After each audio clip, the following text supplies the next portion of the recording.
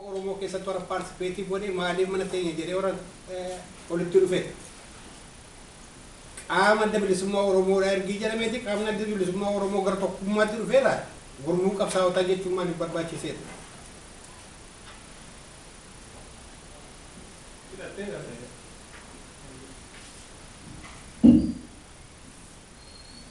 Akkanatti fakkaatu seenaan darbee fi deebii kennuu hin danda'u.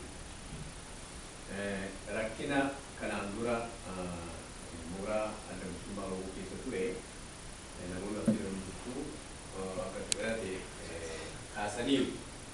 Garuu gara fuulduraatti ijaarsa ilaalcha tokko qabu.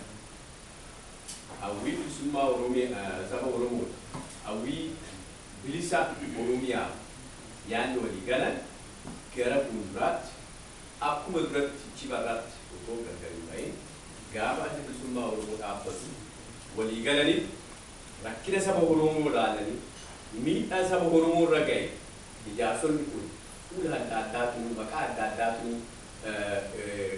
qoree ce'umsaa gumii shanee gurmuu qabsaa'ota adda bilisummaa Oromoo jedhee maqaa adda addaatiin adda bara.